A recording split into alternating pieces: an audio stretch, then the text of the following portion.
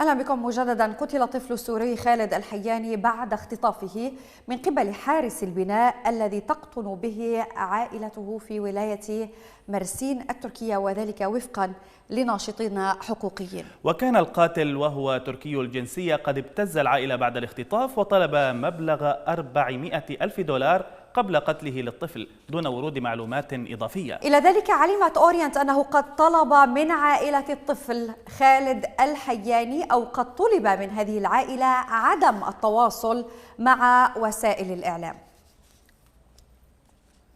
للتعليق على هذا الموضوع ينضم إلينا عبر الهاتف من مرسين التركية المحامي والمستشار القانوني غزوان قرنفل. أستاذ غزوان، أرحب بك معنا في نشرة الحصاد. بداية، ما هي المعلومات التي توفرت لديكم حول جريمة قتل الطفل خالد الحياني في مرسين، ومتى تمت الجريمة بالتحديد؟ تحياتي لحضرتك أهلا بك. والعزاء لذوي الطفل المغدور. الحقيقة الجريمة الشنيعة تم خطف الطفل مساء أمس، ولم تكتشف الجريمة إلا في الساعة 4 صباحا تقريبا من صباح اليوم. يعني مباشرة تم بعد خطف الطفل إرسال صورة من قبل القاتل إلى رقم تليفون عم الطفل يظهر فيها صورة الطفل مقيد ومكمم فمه، وبيطلب مبلغ الفدية اللي تم التداول بشأنه اللي هو 400 ألف دولار.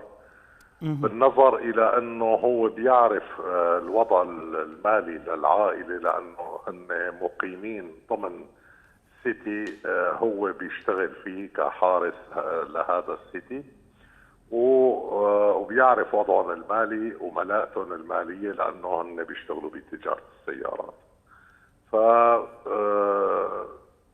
تم البحث عن الطفل من قبل البوليس، وكان حتى هذا الشخص التركي مرتكب الجريمة يرافق البوليس في متابعة كاميرات المراقبة في السيتي وفي ما حوله. يعني لفت نظر عناصر البوليس توتره، يعني ردود أفعال غير طبيعية وتعرقه وتقريبا شبه انهياره، فتم توجهت الشكوك نحوه، وبالبحث تبين وجود الطفل في نفس السيتي ولكن في يعني قبو على ما يبدو معد مسبقا لهذه العملية. لكن وجد يعني مقتولا، لأنه هو قتل الطفل بعد تقريبا ساعتين من خطفه، ربما لقناعته أنه لن تفضي العملية إلى نتيجة، وأنه تم الاتصال مع البوليس والطفل بيعرف القاتل، فلذلك أجهز عليه. هذا بكل أسف ما تحصلنا عليه من معلومات يعني بشأن تلك الجريمة الشنيعة.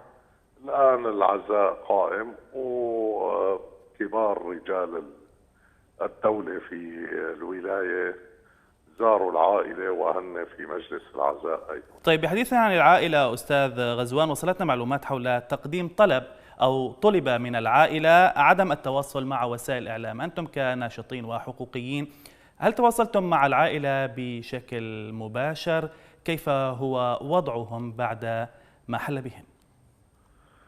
والله أنا كان من المفترض اليوم أنه أكون في مجلس العزاء، لكن تعذر علي ذلك لأسباب صحية يعني. ولكن المعلومات عم تتوارد يعني أنه مختلف يعني أو قطاع كبير من السوريين ارتادوا مجلس عزاء العائلة، بالإضافة إلى كبار يعني المسؤولين في الولاية زاروا العائلة. فيما يتعلق بموضوع التعاطي مع وسائل الإعلام، الحقيقة أعتقد أنه العائلة في وضع حاليا على الأقل خلال هاليومين وضعهم النفسي لا يسمح ربما بالتعاطي مع وسائل الإعلام، لكن أعتقد أنه لا شيء يمنع، لا قانون ولا أي شيء يمنع من أن يعبروا عن موقفهم ورأيهم والإجراءات التي اتخذت بشأن البحث عن الطفل المغدور والإجراءات التي ستعقب ذلك، يعني فيما يتعلق باعتقال الجاني، لأنه تم اعتقاله طبعا مباشرة وتم نقله إلى يعني مكان توقيف ونقل عائلته إلى مكان آخر، لأنه يعني كونه مقيم أصلا هو في السيتي كحارس لهذا السيتي راح يحصل احتكاك بينه وبين العائلة، بين عائلته والعائلة، يعني ليس من المناسب في مثل تلك الظروف يعني. نعم، أكتفي معك بهذا القدر. الأستاذ غزوان قرنفل المحامي والمستشار القانوني كنت معنا عبر الهاتف من مرسين التركية، شكرا جزيلا لك.